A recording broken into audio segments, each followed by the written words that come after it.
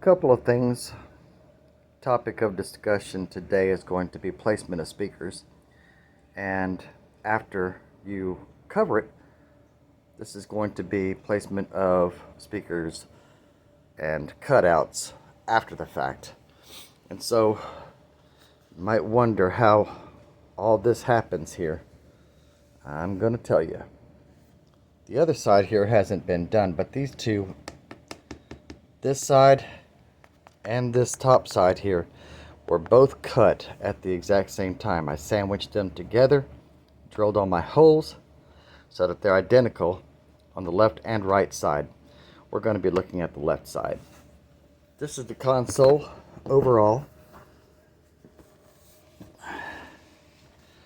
Same principles are applied here. There are some raw edges in here, but the cup holder bezel itself is going to be covering all this.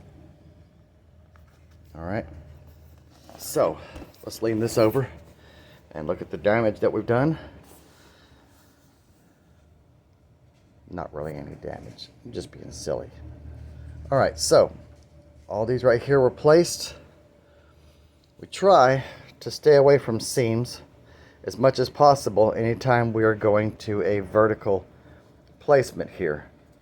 We don't want to land on a seam because we don't want to interrupt the stitch line and cut into it.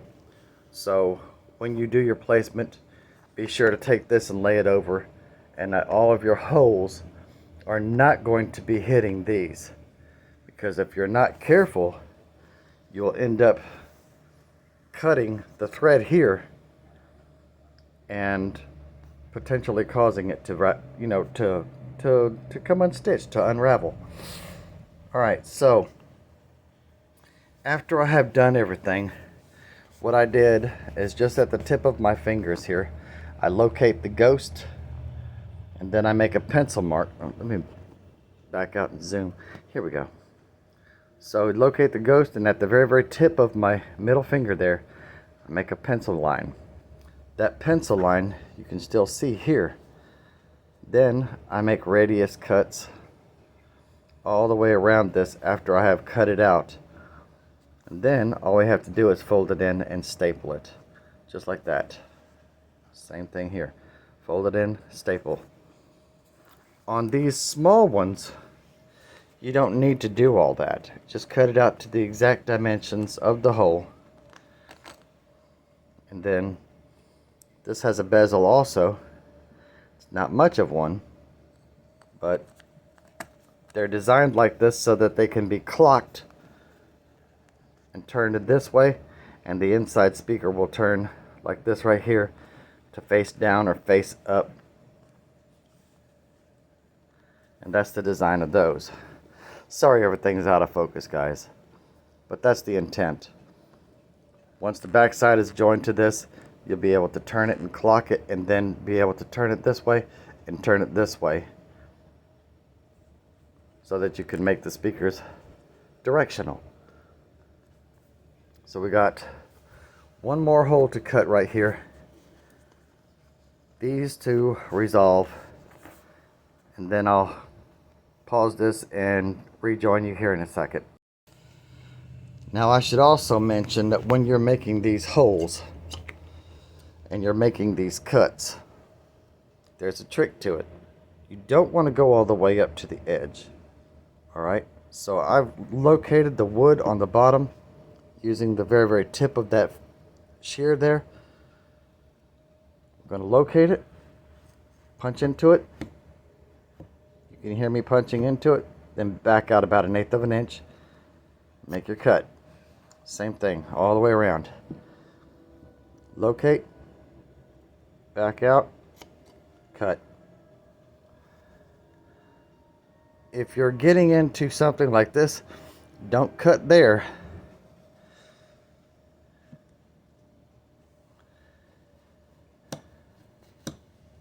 Okay, I've located it, and instead I'm going to cut here after I backed out.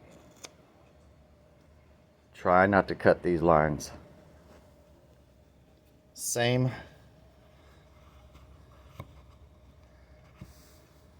all the way around. I'm gonna see if I can place the camera here so you guys can see what I'm doing.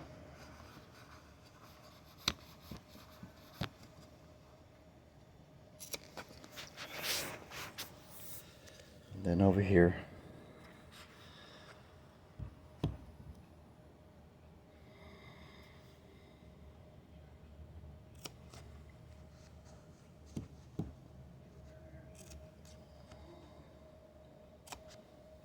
now, technically, if you don't have experience, this is the weapon of choice right here. We're going to take the nose of the staple gun. We're going to rock that material in just like this using, let's see here. Still buzz. Alright, that's the size you want to use right there. That is 1/4 inch. You can use 3/8. I wouldn't go any any longer than that.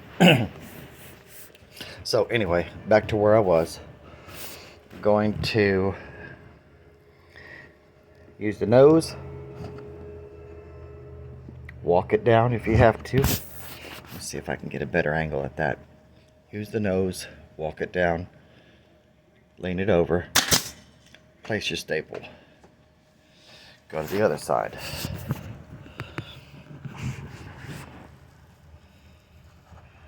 Use the nose. You don't want to pull too much.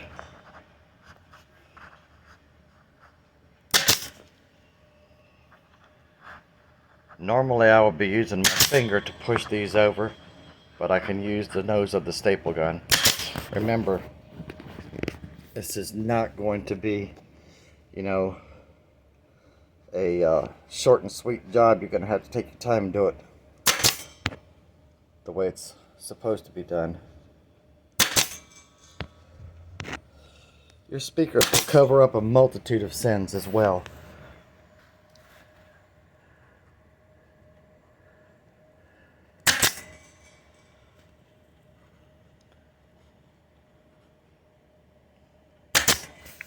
Just a few more.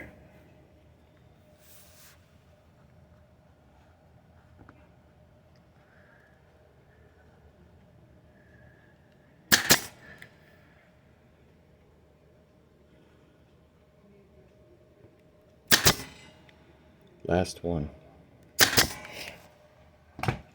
Remember why I said it's important to make sure that you back away, because if you had not backed away, this line right here would be further out here. So be sure that you're not cutting in too deep. Alright, we're ready for speaker placement on here. Ready for speaker placement on here. One more to cut out. Now that you see the procedure, you know what to do. Here, I got a little happy with the scissors, so I just pushed the material up prior to cutting this one out. Pushed the material up, just grabbed it, and just pulled the snot out of it, and placed the staple just on the edge. The good and fortunate thing is that there is a bezel here. We'll be able to cover that staple up, and no one will see it, even at an angle. Thanks for watching, guys.